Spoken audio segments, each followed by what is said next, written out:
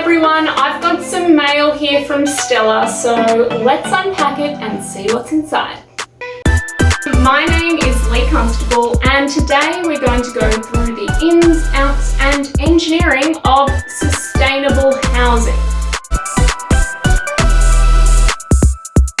Heating and cooling a house is really important to make sure everyone inside feels comfortable so we can all shelter from the weather no matter the conditions.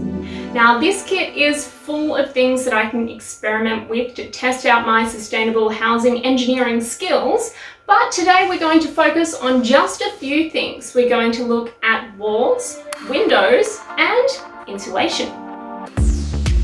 When it comes to making a house that is comfortable and energy efficient, there are lots of different things that an engineer could focus on. Not just inside the house, but outside the house too.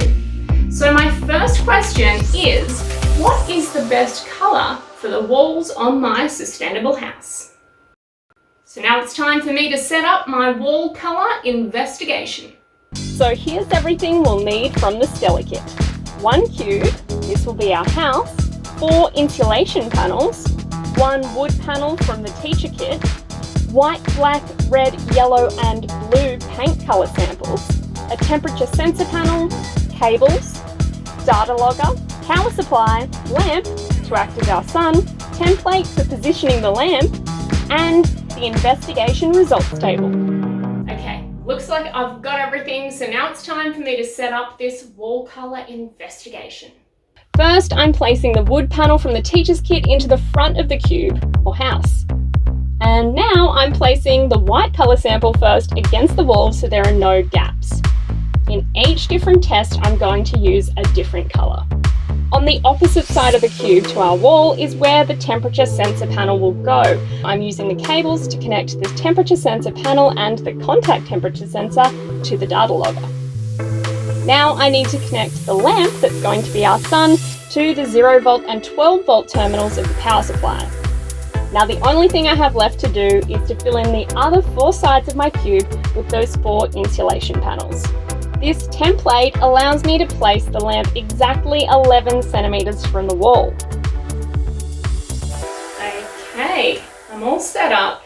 Now this is the surface temperature sensor. This is actually supposed to tell us not about the heat of our house or the heat of the sun and this whole area here. We want to know about the ambient temperature. And so it's important that I put this in a space that is away from the house or the cube and the sun or the lamp. So I will put mine over here. The other thing I've got is my tablet because I will be making note of these temperature changes as we go on here, but I'll put that up on screen for you as well so that you can follow along and compare the way that these different coloured walls behave or the way that they actually absorb or potentially reflect some of this heat back. All right, let's get this show on the road.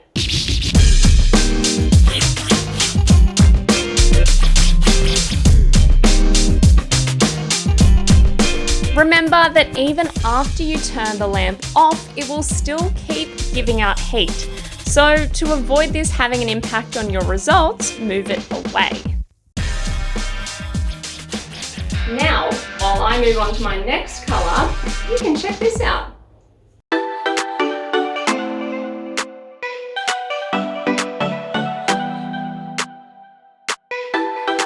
Animals can be master engineers, and some even expert decorators. Male bowerbirds use twigs and grasses to make these beautiful structures called a bower. You might think a bower looks pretty impressive, but to really impress the female bowerbird, the male bowerbird collects as many blue things as he can find as a decoration.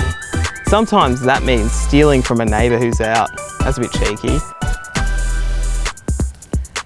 In nature, blue is pretty hard to find, so it's no wonder that females are impressed by it. Who said chivalry is dead? Humans aren't the only animals that use colour when thinking about engineering. How deadly is that? Okay, it's time for the moment of engineering truth. I'm about to share with you on screen my results of which of these colours performed best in our sustainable house. When the wall of our house was white, it stayed cooler than with the other colours. When we used a black wall, the house got hotter than with the other colours. White light is made up of all colours: red, orange, yellow, blue, indigo and violet. So white surfaces, like our white wall, reflect light in all those colours. So you might begin to see why white meant our house was cooler and black meant our house got hotter. Maybe your results were different to mine, and that's okay too, because there is lots of room for variation even when we try to control everything. And it's important you ask yourself those questions. What was different between my experiment and yours? Were you using the same shades, for instance, of these different colours? Were you doing your experiment in a different place to mine? And was there a lot of airflow or not much airflow at all? Were you near a window?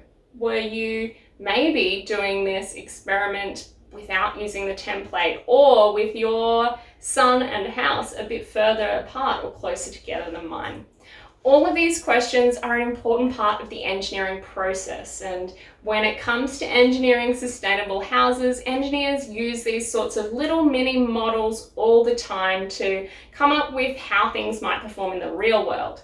But it is important for you to be able to think as an engineer about what might be different between the tests you're running and the actual house. So, what do you think might be the difference between doing this on a tiny scale and on a big house? Is the sun going to come in at this angle? Maybe it is where your house is. Maybe it's not. All important questions, and questions always lead to more questions.